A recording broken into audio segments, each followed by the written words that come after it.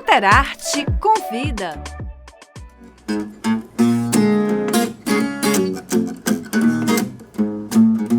You can say what you want.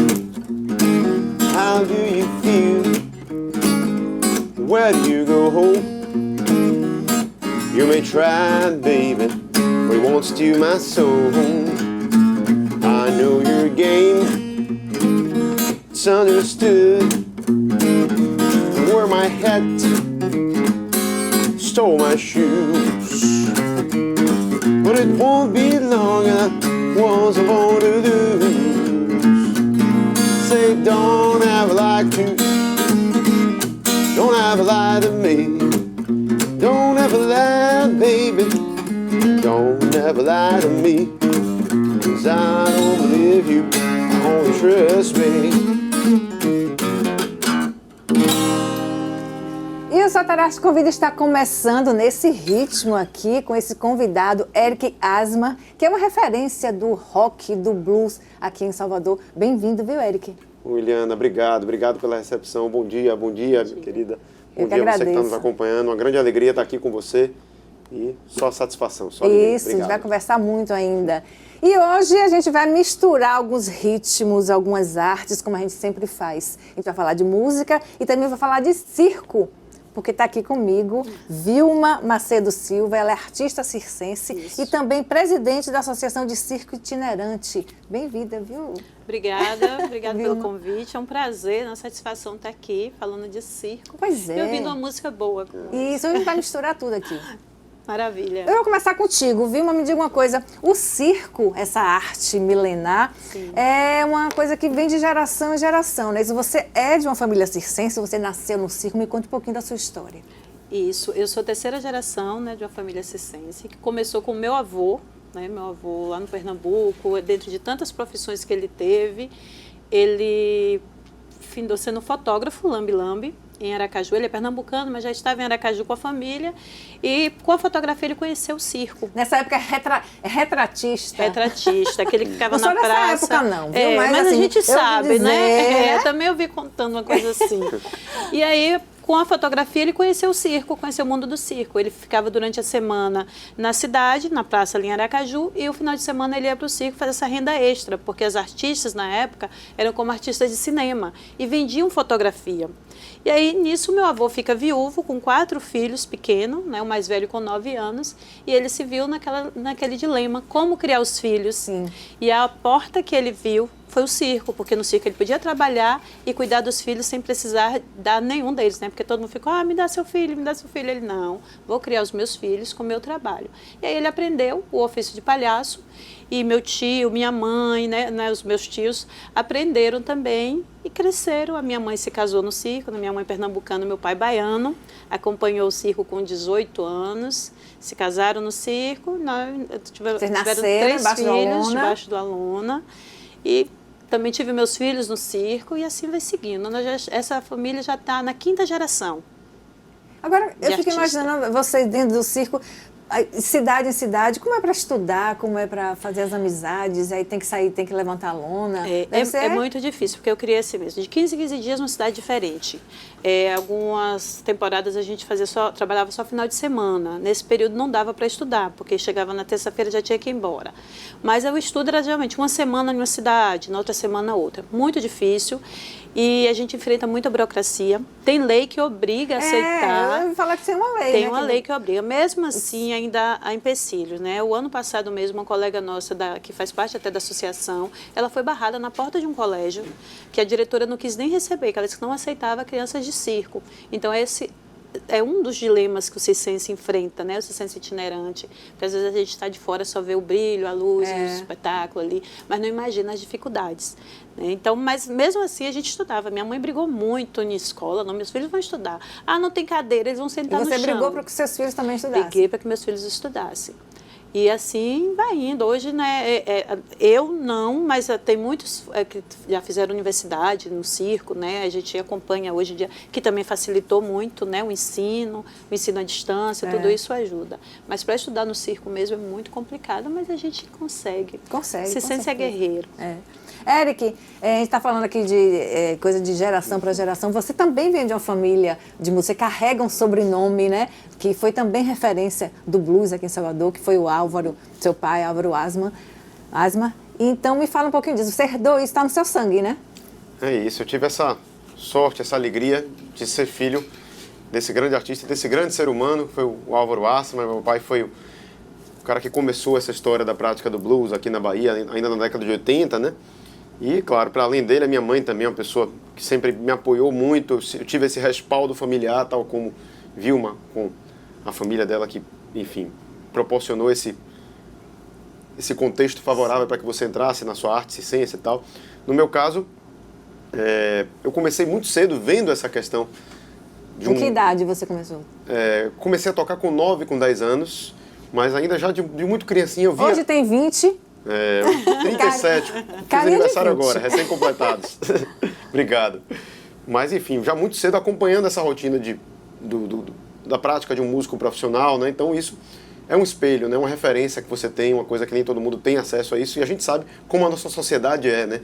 Para quem ingressa nas artes, né? Como profissão, né?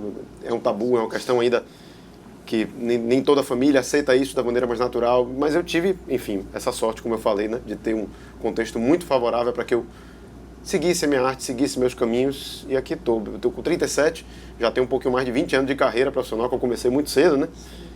E é isso, fazendo essa ponte entre o blues, o rock and roll, trabalhando muito com jazz também, fazendo curadorias, né? Uma coisa com a qual Sim, tem um projeto bacana que a gente vai falar daqui a pouco. Exatamente. Foi onde eu conheci essa figura também. Olha isso. E também... Fui lá e quem é esse cara aí? Gostei. Obrigado. Uma atuação que se divide entre a minha carreira artística, né? Como artista, cantor, compositor, guitarrista, como curador, como professor, pesquisador, como radialista. Eu produzo e apresento programa de rádio também. Dedicado ao blues. Na TVE, né? Na Educadora. Educadora. Isso aí, o Educadora Blues. Isso. Vai lá todo domingo. Nosso colega aqui lembrou de você, ele faz um programa lá na rádio. Isso, já são 8 anos que eu apresento e produzo o Educadora Blues. Mas sempre tendo essa coisa com música, né? Toda a minha atuação profissional, de alguma forma eu estou envolvido com isso, com música, e especificamente essa coisa do nicho mais do blues, do rock, do jazz, né? Eu estou sempre ali conversando com isso tudo. E que bom que a família incentiva, né? Porque tem famílias assim, não, você tem que estudar. A música vira só um hobby, né? Você tem que ter uma profissão, como se música, como se ser artista não fosse uma profissão, né? Exato. É uma profissão que, enfim, existem muitos campos de atuação dentro das artes, né?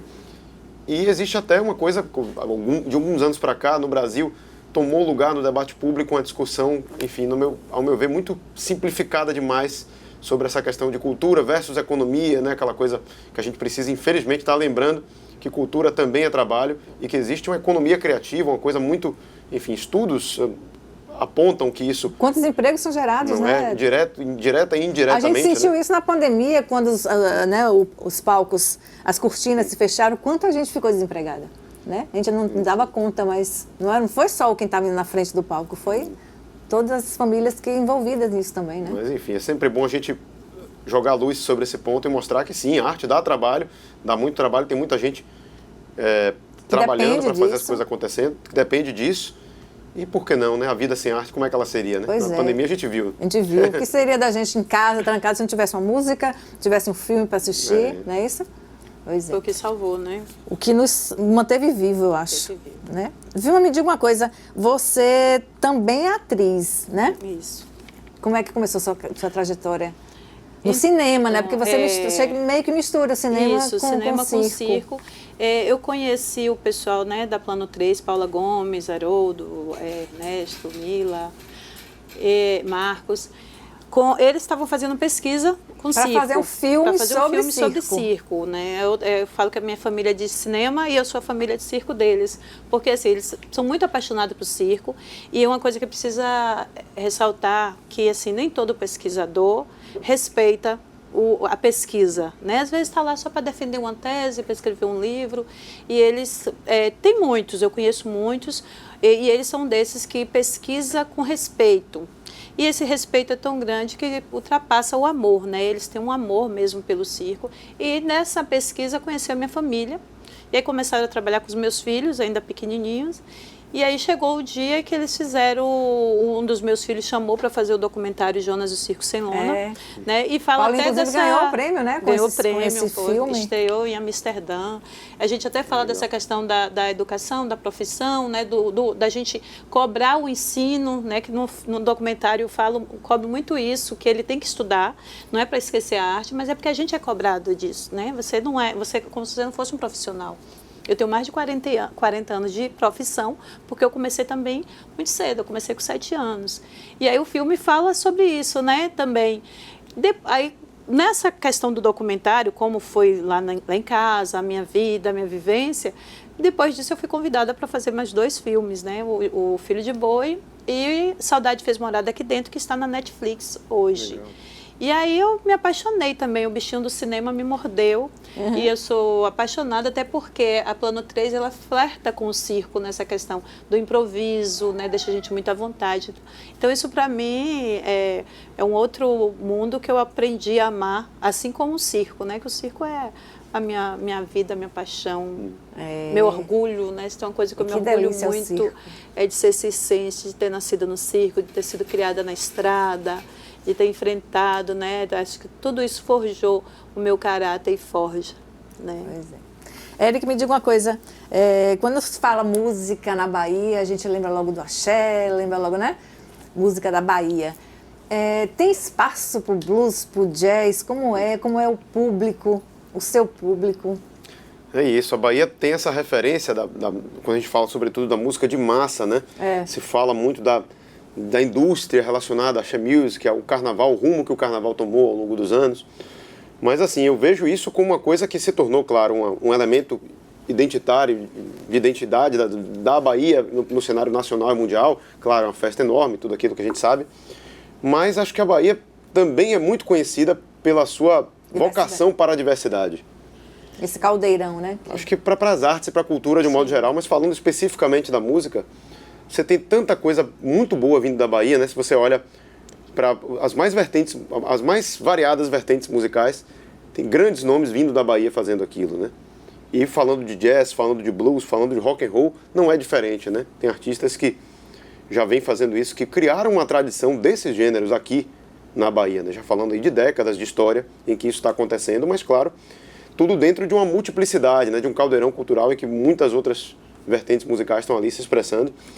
E da minha vivência, do que eu acompanho, do tempo em que eu atuo e tal, eu vejo que o baiano soteropolitano, falando aqui de Salvador, mas acho que eu posso estender esse recorte também para o estado, né?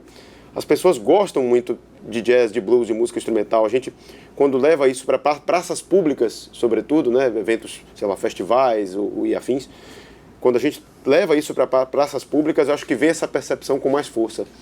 Quando a gente está quebrando o muro, digamos assim, de classe social, de bairro, qualquer um pode chegar, entrada franca, entrada gratuita, a gente pode trazer isso ao livre acesso da população. A gente vê como as pessoas gostam e como eventualmente até gera uma coisa meio de surpresa. Pô, que legal, não sabia que tinha uma turma legal fazendo isso. Pô, mas são baianos, são soteropolitanos. Tão legal, pois né? Artistas que são daqui, que estão fazendo, conseguem levar isso para o público, conseguem ter esse fator de surpresa. Então, acho uma coisa boa. A gente tem, claro que a gente quer que isso possa, falando de festivais especificamente, que essas iniciativas possam atingir mais pessoas, né? Possam estimular novos artistas a fazer, a gente aquecer essa diversidade, esse caldeirão com mais iniciativas.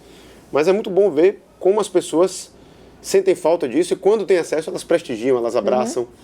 Às vezes até se tornam super comum ao longo da minha carreira.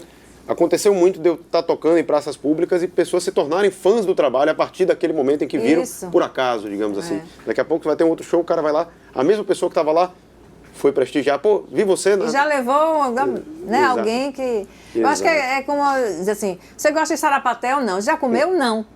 Aí depois experimenta e vê que descobre que gosta, né? Então você diz assim, você gosta de jazz, de blues? Não, não gosto. Você gosta de samba, você gosta disso aqui. Você já ouviu, já parou para ouvir? Não. Acho que é bem por aí, né? Isso, e ao longo da minha vida eu posso citar exemplos, por exemplo... É o chamado pré-conceito, né? Que você tem um conceito de uma coisa que você não conhece. Posso citar os palcos aqui do Pelourinho, aqui no nosso centro histórico, né? Pelourinho sempre teve essa coisa de shows com entrada franca, né? As pessoas chegaram. Então, eu cresci tocando blues no Pelourinho, né? Desde a minha quase infância, tocando ali com meu pai, acompanhando os shows dele, até a minha carreira solo, quando eu comecei, de 2009 para cá, né? Que eu venho trabalhando como artista solo. Então, esses shows do Pelourinho sempre aconteceram e sempre foram um termômetro muito bacana disso, de gente vindo curtir, claro, os fãs, as pessoas indo lá, mas sendo essa coisa da praça pública como um espaço público onde você tem um som, quebra muros, que né? som aquele ali? Deixa eu parar aqui para ouvir, né? Bem isso. Isso é muito bacana. Então, eu costumo dizer que Salvador e a Bahia, de um modo geral, são muito receptivas à diversidade. Então, é muito bom que a gente pode ter isso aqui e que tenha o abraço do público, né? É uma coisa real, assim. E é importante até essa divulgação, né? Porque tem quem goste e não sabe, né? Que tem quem gente que consuma não o produto, conhece, mas não sabe gosta. onde encontrar. Isso que a gente tá Meus irmãos são músicos também, né? Meu pai era músico no circo, mas aí tem um deles que gosta muito de jazz, de blues, né? Ele pesquisa. Então, assim, é muito bom saber que em casa, né? Que a gente fala na Bahia, tem. Porque às vezes tem público para isso. Difícil é chegar a esse público, né? Precisa de mais incentivo, mais divulgação, mais apoio. Isso aí. Espaços como esse aqui sendo abertos para a gente falar de blues, de jazz, de arte circense. De misturar tudo. É isso aí. Nesse caldeirão, né, que a gente fala. Agora, vem me dizer uma coisa. A gente já teve mais circo. Não é muito comum, né, a gente vê os circos nas cidades. A gente vê muito isso no interior. No interior sempre tinha, né? Chegou um circo, aquela festa e tal. A gente não vê muito, assim, aqui na capital. E até no interior também. Essa arte é uma arte de resistência? Me fala aí, que luta é essa para manter? Muita resistência. Muitos se acabaram, muitos circos se perderam. Muitos sim, na pandemia mesmo, fecharam muitos circos. Outros nasceram, né? Porque essa coisa mesmo de resistência, né? Às vezes os pais pararam, mas aí os filhos dão continuidade. Na Bahia, na época da pandemia mesmo, que a gente fez um mapeamento, tinha 100 circos na Bahia. 100? Hoje eu não sei dizer ao certo, porque uns entram, outros saem, né? Os que estavam na Bahia já estão em outro estado, mas tem muito circo ainda. Agora, dificuldades tem mais do que circo. O que acontece? A gestão, né, a maioria da gestão municipal, impede que os circos tenham acesso à cidade. Então, alguns circos que têm porte para estar numa cidade, muitas vezes está num povoado, porque chegou no município, alguém disse, eu não quero circo aqui. Né, mas alegando o quê? Não quero por quê? Às vezes cria uma lei municipal, cria uma regra. Tem uma cidade mesmo aí que exigiu ambulância com médico e enfermeiro por conta do circo na frente dos espetáculos. O circo, ele vive 90% a sua renda de bilheteria. Sim. Então, é uma aventura. Você é músico, sabe disso. É você esperar que o público vai. Só que antes de você receber, você já pagou. Já pagou alvará, já pagou energia, já pagou água, pagou terreno, porque não tem mais terreno público. O município está ganhando também ali. Ganha. O comércio ganha, né? Porque você abastece os carros, você faz supermercado, tem farmácia. Tudo isso, antes de ganhar, o circo já gastou para chegar no município. E ainda tem resistência, às vezes, do CDL, de algum município. Às vezes tem um vereador que não quer, um pastor. Ah, mas é o meu eleitor, não vou deixar, não vou comprar briga com um eleitor por causa de um circo. Tem uma cidade na Chapada Diamantina que tem mais de 20 anos que não entra circo. E aí você pergunta, eu já perguntei a gestor que já passou pela gestão, o atual, qual é o problema? O que impede o circo? Porque a gente quer regulamentar. A gente quer trabalhar dentro da lei. Aí cada município tem sua lei, a gente quer saber quais são as regras daquele município para o circo atender. Ah, não sei. Ah, porque o circo passou por aqui, alguém namorou, fugiu com o circo. Tem muita essa história de gente que foge com o circo. Porque teve uma briga, teve um que alegou assim, porque teve uma briga no circo. Aí eu digo, vem cá, todas as brigas, todos os bares que tem briga, é fechado na cidade? Se tem uma festa de largo e tem uma confusão, essa festa é proibida, encerra, acabou. Por que o circo pode ser proibido? Às vezes foi um circo que fez e o outro é impedido. Então, eles não têm um argumento, é simplesmente o que você falou, o preconceito. Né? Então, assim, muitas vezes as pessoas utilizam a arte, é muito bonito você falar, o circo, aí você faz uma festinha de aniversário do seu filho, qual é o tema? É circo. Mas você não quer saber o que o circense passa, as dificuldades que passa. Né? Eu não gosto de colocar que as pessoas, o circo, coitadinho. Não. O circo é muito resistência, o circo é uma profissão, que dentro do circo ali tem tantas outras, como eu falei aqui, tem um músico, tem um eletricista, tem um mecânico, tem a costureira, a cozinheira. Dentro daquele mundo do circo, existe um outro mundo, várias profissões, né? E pai, mãe de família, crianças, que precisam ser respeitadas. E que a única coisa que querem é trabalhar com dignidade. Sim. É querer chegar numa cidade, ter um terreno. O que acontece hoje em dia é pegar o circo e jogar no lixão. Coloca lá na ponta da rua. E aí, quem é que vai com a insegurança que a gente vive? Qual é a família que vai sair da sua casa com seu filho, com sua mulher, com suas crianças, vai para um lugar que não tem segurança? Nem segurança, né, física, nem segurança. Às vezes você chega lá também, é um terreno tão ruim, se der uma chuva, você atola na lama. Pega doença, como a gente tem um colega nosso que ele adoeceu, pegou uma doença, ficou mais de um ano internado, porque o terreno que o circo dele armou era lixo. Imagina. Né? Então, assim, mas existe. É tratar a cultura mesmo como uma coisa, né, de segundo plano. descartada. Marginal, né? Na hora que a gente, vou fazer um evento aqui, pega um perna de pau, pega um palhaço, coloca ali para fazer a abertura. Mas ninguém quer saber como aqueles artistas estão vivendo. Né? Existe muitos circos ainda. A capital é mais difícil. Outro dia eu até falei na fundação, na Gregório, sobre isso. O que a Prefeitura de Salvador está fazendo para receber os circos da Bahia? Porque tem muitos circos, mas vêm de fora. A gente quer saber os circos de bairro, o circo que a população, né, que seja mais acessível também para todo mundo assistir. Todo mundo ir. Quer saber o que ela faz no circo? Vai saber depois do intervalo, que a gente vai agora, com música, e daqui a pouquinho a gente volta. Vamos lá. Vamos lá. Evening comes to me and I realize there's not a thing in the world I could ever try just to ease my pain, relieve my heart, keep me warm and safe like you used to be. Honey, come a little closer, I got something to tell you. Baby, please don't leave me in the morning with cold heart, 'cause you don't know what you're doing to me, and I'm begging you, if you please don't leave me in the morning, darling, stay with me.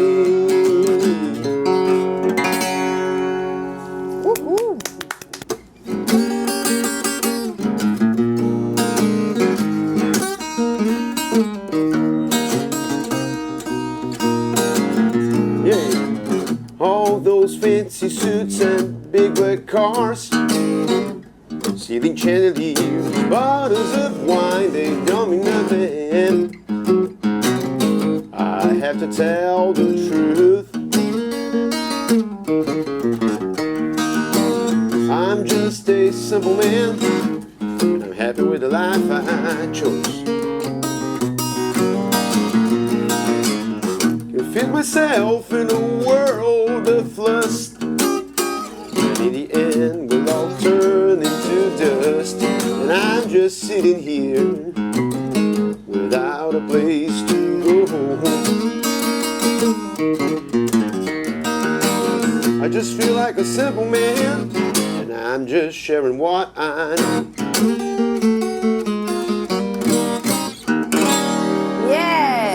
O Santarate está de volta com Eric Asmar e também com Vilma Macedo, falando de música e de circo. Vocês estão vendo esse carinha tocando aqui, vocês não sabem o que ele apronta no palco. Viu? Eu fui ver ele cantando. E ele toca com o violão aqui atrás, com a guitarra aqui atrás e na frente.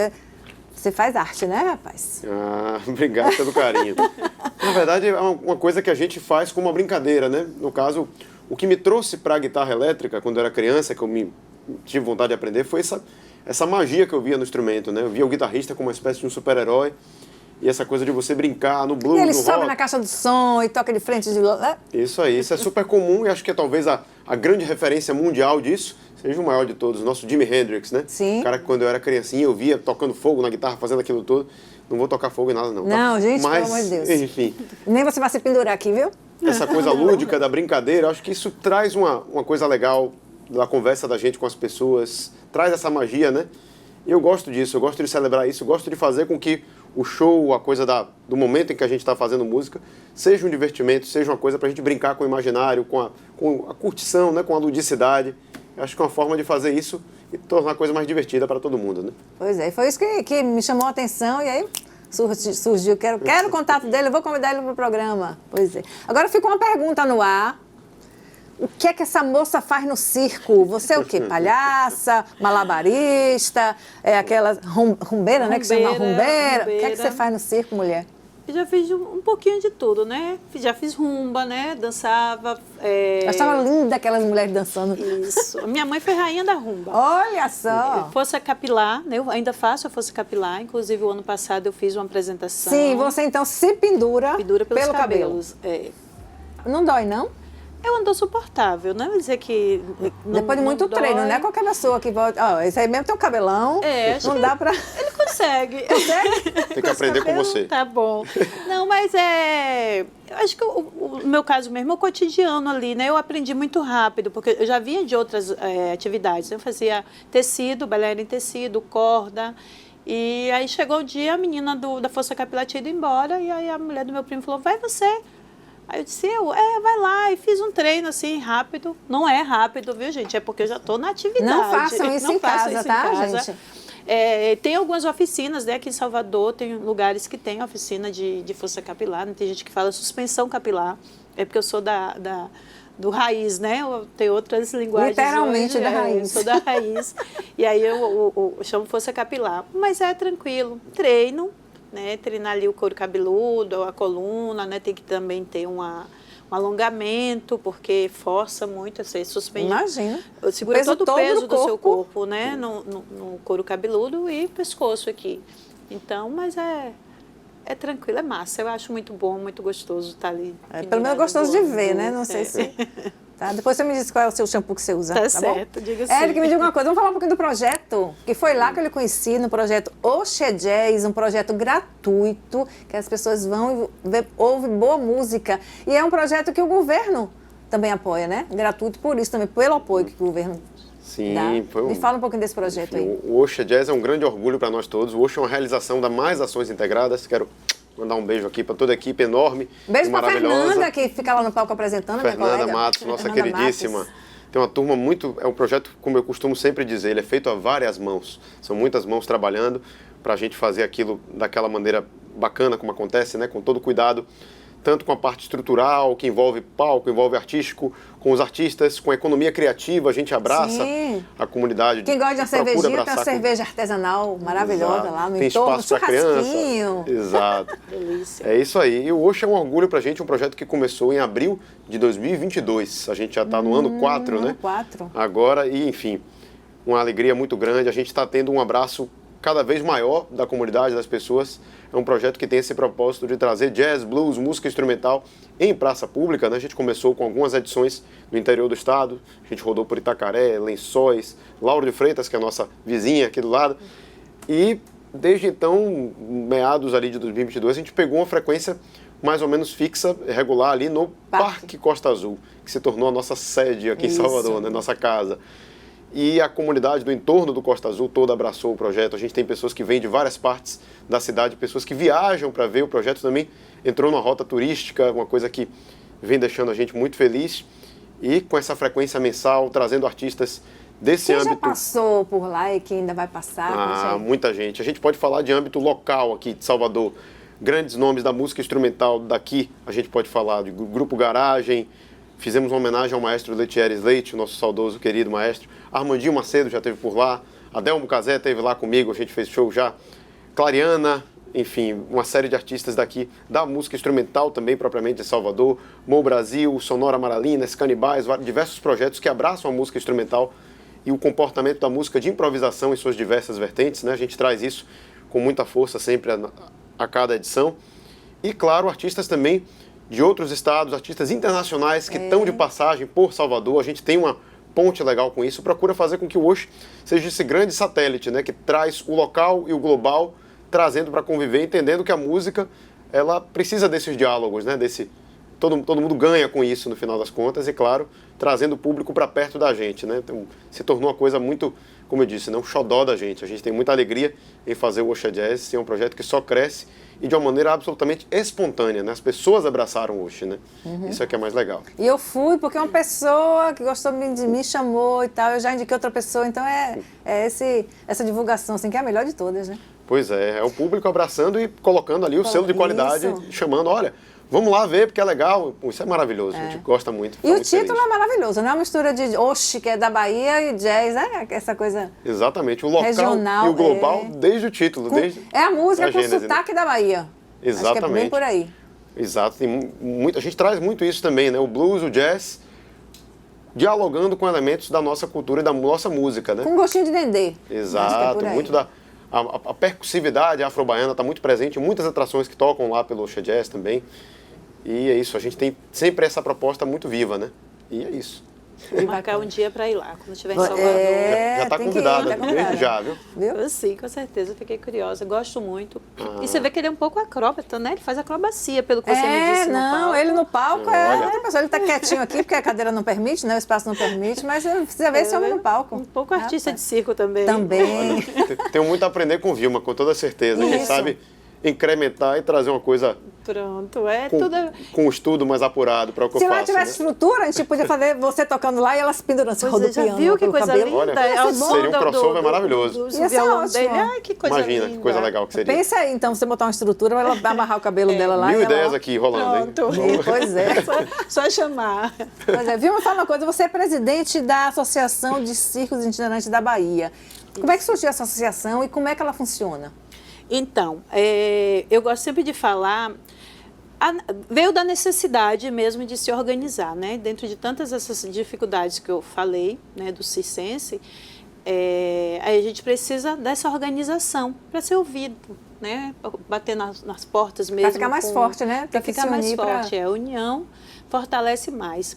Anselmo Serra, da Picolino, né? Ele cria um movimento com a cooperativa, lá em 2007, 2008, por aí. Criou esse movimento, circulou a Bahia toda, eu estava junto com ele, né? Ele me chamou para junto, eu fui secretária da cooperativa, só que aí não vingou, porque era uma coisa nova e é complicado você organizar. Imagina, um circense está aqui, daqui a outro pouco está não lá tá, do outro lado. é. A Bahia é muito grande, muito grande. Então, para você reunir, e era muito difícil. E aí, se afastou assim, mas a gente continuou na luta. Fiz parte do colegiado setorial de circo da Bahia, fiz parte do colegiado nacional e assim fui, sempre nessas discussões políticas. Saí do picadeiro para ir buscar políticas públicas, né, para o circo.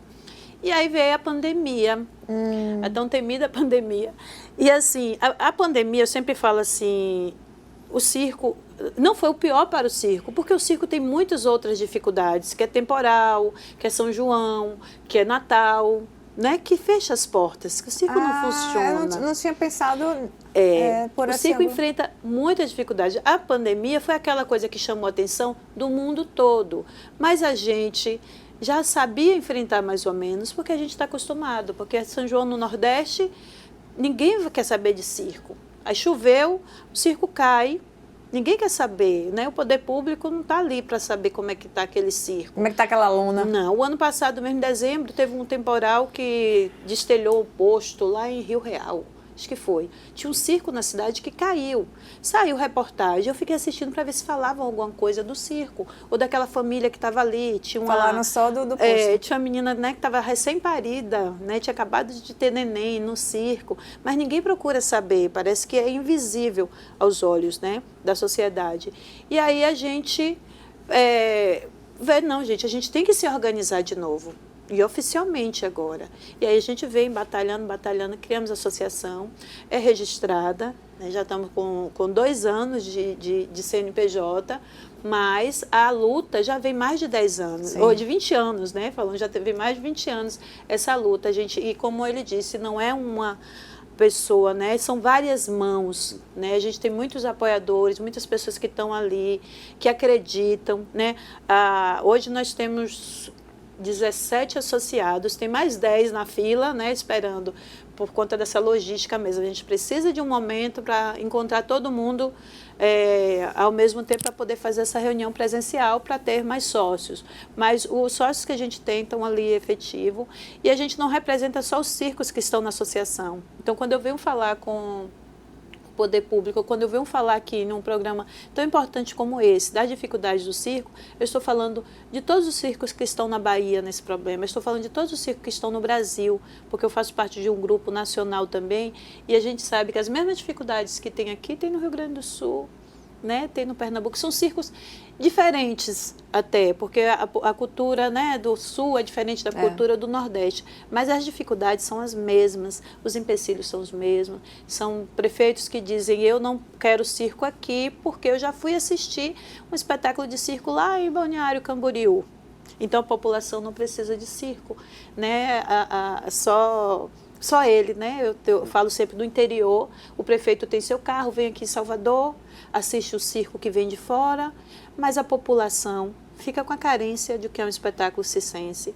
E as famílias circenses ficam impedidas de viver com dignidade, com o seu trabalho, que é a única coisa que a gente quer. E aí a associação vem disso, né? E graças a Deus está abrindo muitas portas, estamos sendo mais respeitados, né? Mais fácil de ouvir. Né? Então, é isso. É a união que faz a força. A união que faz a força e a gente está aí, né? Muitos associados e não associados, né? A gente tem muitos apoiadores, muitos amigos de outras linguagens, inclusive, né? Tenho amigos músicos, tenho do teatro, do cinema. Já ganhou mais um hoje? Já temos novos amigos aqui também. E você também, vocês também, né? Que isso aqui é uma porta para a gente, porque eu espero que aqui, né, abra outras portas também e que as pessoas tenham essa sensibilidade de olhar o circo mesmo de dentro, né? Parar de ver só as lantejoulas e os holofotes e ver que ali tem famílias, tem tradição. Eu falei uma vez que tem uma arte que não pode morrer, né? Uma arte milenar. Que não pode morrer. Nós estamos sendo exterminados com caneta, com decretos municipais que dizem eu não quero circo aqui. E aí essas famílias estão fazendo o quê para sobreviver? Aí vai para a rua pedir esmola, vai fazer o quê? Tem os editais, né? Tem os incentivos, né? O governo favorece com isso, a gente busca também. Só que não dá para manter um circo com um edital, que às vezes um circo ganha, outro ganha, mas é uma vez por ano. E o resto do ano? Como é que faz para botar comida na mesa? É com a bilheteria, é com o espetáculo. E para isso a gente precisa de acesso aos municípios. A gente precisa que... a população não quer mais saber de circo por causa da internet. Mentira. As pessoas gostam de circo, as famílias vão para o circo. É só ter oportunidade de ir. Exatamente. Érico, me fala um pouquinho dessa sua parceria com o Armandinho. Pois é. Vem coisa por aí?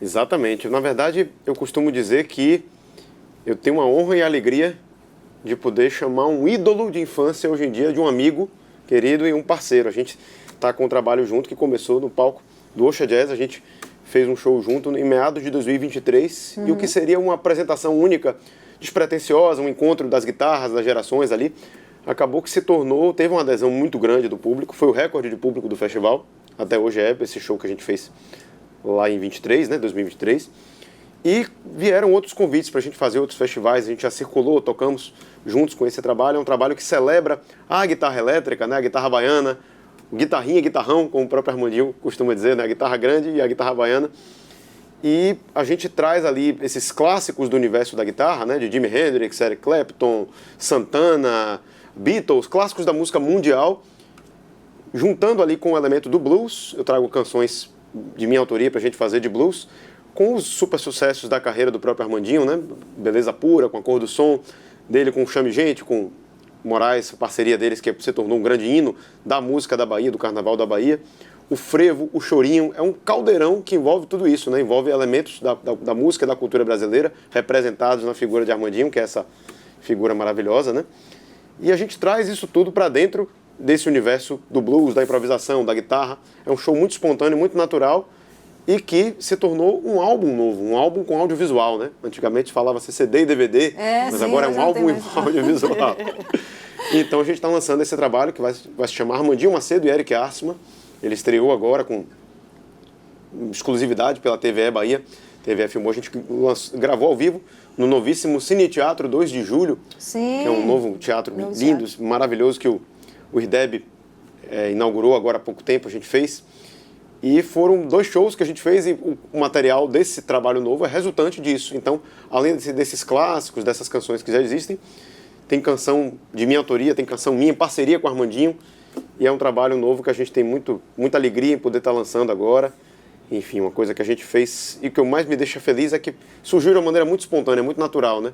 Foi a própria música que conectando a gente, né? E Armandinho, eu costumo dizer que é um mestre da música, mas também um mestre da vida, né? Um cara com quem eu aprendo muito, com a experiência de vida dele, com a leveza, com a simplicidade. Leveza acho que é a palavra que define ele. Se você olha para ele, você sente isso, né? Exato. É um cara como se fosse um garoto, só que com mais de 70 anos, com uma história musical que, enfim, fala por si só, né? Armandinho ele, no auge da simplicidade dele, acho que ele não costuma falar isso para as pessoas, né? Um cara muito tranquilo. Mas eu digo que sim, é uma lenda viva da guitarra brasileira, da nossa música, e um cara que tem uma história, enfim, um orgulho para a gente que é baiano, né? Baiana.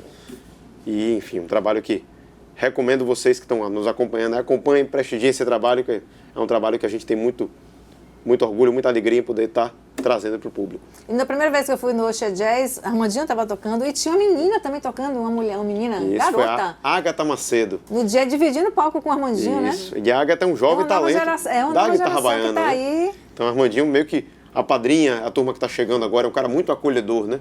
E esse trabalho da Ágata também tem tido um destaque, ela tem feito muitos shows, muitas parcerias com o pessoal da Baiana System, com Beto Barreto, com o Russo, eu vejo ela também sempre atuando.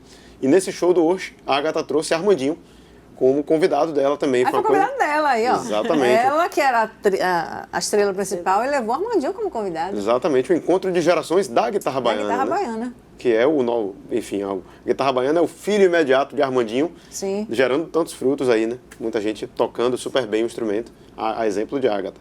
Isso, que bom. Me diga uma coisa, Vilma, você tem um circo lá em Simões Filho?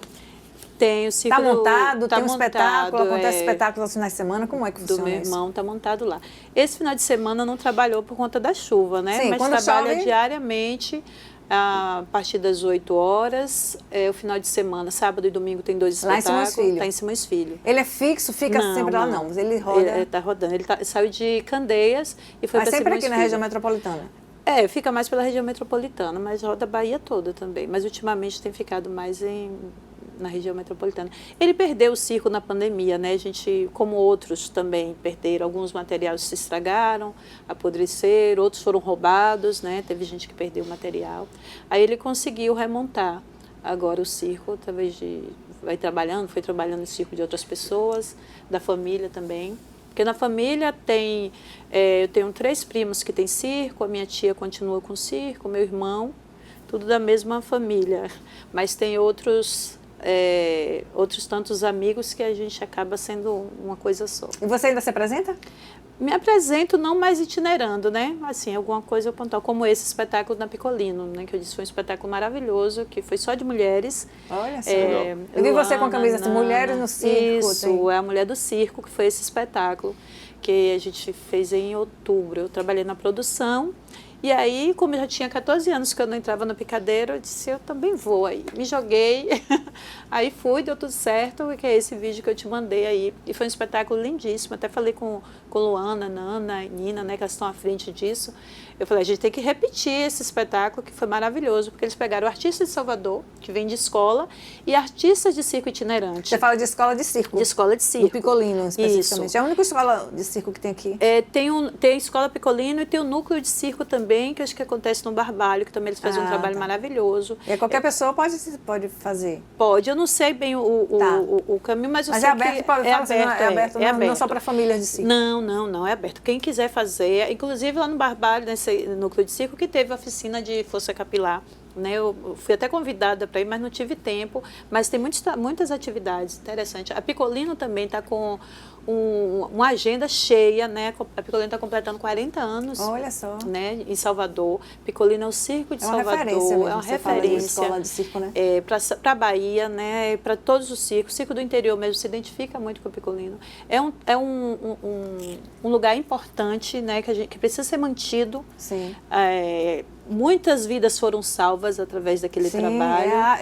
O circo como projeto social mesmo, Projeto social, crianças. resgatou Eu já muitas fiz crianças. matéria Eu lá. conheço adultos hoje que têm uma profissão que vieram mesmo de projetos sociais, alguns não tinham, moravam até na rua, né? E hoje são profissionais acadêmicos e outros viajaram para fora do país. Então, é aquilo que a gente sempre fala, a arte salva, né? Com em qualquer certeza. lugar. E aqui a gente tem a Picolino, tem esse núcleo de circo que fazem dão oficinas, né? Não sei como está essa questão social agora da Picolino, mas eles estão retomando. Mas eu sei que tem atividade. Eles estão abrindo espaço para outras companhias, né, se apresentar lá. E é isso, né? Eu acho que a gente está sempre dando as mãos. As pessoas acham que tem uma divisão entre o circo velho, né, que é o circo tradicional, com o circo novo. Nada disso. A gente está sempre de mãos dadas e fortalecendo, né, porque o circo tradicional precisa do circo novo e o circo novo precisa da referência do circo tradicional. E quem quiser conhecer um pouquinho mais sobre essa sua história, sobre o circo, divulgue a sua rede social. Vilma Macedo, Vilma com W. Com W. Tem o Instagram da associação também, né? A CIB, Associação de Circos Itinerantes da Bahia. Está um pouco devagar, mas a gente está movimentando ela, né? Porque essa é uma dificuldade, como eu disse, a gente está no começo. Mas vai ter muita coisa boa lá. rolando por lá. Éric, para encerrar, me fala um pouquinho, parece que vai ter uma biografia sobre seu pai, né? Exatamente. A gente lançou Já em foi lançada ou outubro tá de ainda no 2024. Não, já foi lançada. Ah. É o livro Álvaro Assmann, Uma Vida Blues, escrito pelo jornalista João Paulo Barreto. Sim. João Paulo fez uma imersão nessa vida e obra dele, ainda com o Álvaro em vida. Ele convidou meu pai para fazer esse trabalho, meu pai adorou a ideia na ocasião. Ele faleceu em 2017, mas o trabalho começou em 2016, então teve um ano inteiro e um pouquinho mais em que o João colhia depoimentos em áudio do próprio Álvaro, do próprio biografado, né, ele falando. E toda a narrativa do livro é construída a partir desse diálogo, né? O próprio Álvaro em diálogo ali com o João, contando um pouco da sua história, e também, por que não, um documento sobre essa trajetória do blues aqui na Bahia, né? A partir da história, da perspectiva dele.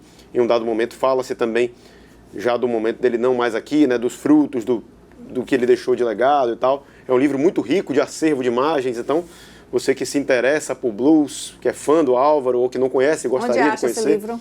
entre em contato comigo nas redes sociais, Isso, vai no arroba Eric Assmann. O João Paulo também tem o arroba jornalista João Paulo Barreto, então fala com a gente. E essa rede social minha para falar do livro e também para saber do que é que a gente anda fazendo, né? Para acompanhar um pouco da minha agenda, lançamentos, novos trabalhos, isso tudo que a gente falou aqui, Oxa Jazz, festivais como Oxa Jazz e também o Capão em Blues, que é um festival que tem minha curadoria, acontece no Vale do Capão. Saber um pouquinho do programa Educadora Blues, na Rádio Educadora, enfim. É meio que um Instagram hoje em dia é um centro de informação ali da nossa vida como um todo, né? Então, convido você a dar as mãos e se juntar a nós. E vamos também assistir, vamos lá prestigiar o Oxa Jazz. Isso aí, tem um Instagram também. Tem o arroba Oxa Jazz, tudo junto também. Lá toda a grade, novidades, curiosidades sobre o projeto. Quando, aí tem as datas, né? E tudo direitinho. Exato. As atrações. O Instagram do Oxa é bem ativo, a gente está sempre nessa comunicação com o público. Estou lá seguindo. E é isso, vamos que vamos. Obrigado pelo carinho, pelo espaço. Eu quero agradecer muito a vocês dois aqui, tá? Eu acho que foi um programa bem enriquecedor. A gente falou bastante, misturou essas artes. E que bom que vocês também se conheceram. Quem sabe não surge alguma parceria. Grande prazer. Adoro isso. Bom, então vamos encerrar com música, com a boa música. Você compositor, todas essas que você cantou aqui são suas, né? Isso, cantei músicas minhas da minha discografia, né? Tenho 3 álbuns solo, mais alguns em parceria. E agora, já que a gente falou dele, falou do livro, eu vou fazer uma canção do artista Álvaro Assmann. E essa é uma canção que fala sobre fazer blues na Bahia, um blues escrito na nossa língua, na língua portuguesa. Vou fazer para vocês agora. Antes da música, eu gostaria de agradecer, né, ao programa, agradecer mais uma vez. A gente que agradece. E falar, né, vão ao circo, gente. Vão tem ao circo em todo lugar aí, no seu interior. Vamos tem ao circo teatro na Bahia e vamos ao circo toda. também. Vamos ao teatro, vamos ao cinema. Que bom que voltamos, né, a circular, né, a visitar os cinemas, assistir o cinema e brasileiro. Vamos aos shows também. Vamos aos shows, né, vamos curtir a música da Bahia. E aí eu falo também, vereadores, por favor, criem leis que favoreçam o vereadores, circo. aproveitar que isso aqui é a TV Câmara, então vereadores. Vamos pensar em leis para que a gente, para garantir a existência dessa arte à cultura. E de outras artes também. Obrigada. Fica a dica, hashtag. Necessário. E é isso aí, muito boa sua fala, minha querida. Mas vamos lá. Vamos de Pra Sempre em Minha Vida, música de Álvaro Assmann. Vamos lá. Ouvi dizer que que o Mississippi um dia desaguou na Bahia. Ao som do blues nos meus ouvidos, uma onda de euforia. Logo entendi que o recado era pra sempre em minha vida. Se houve pedras no caminho, nenhuma teve 12 compassos. Na melodia dos meus heróis, busquei a direção dos meus passos e dividi toda a alegria com os meus amigos nesse abraço. Oh yeah!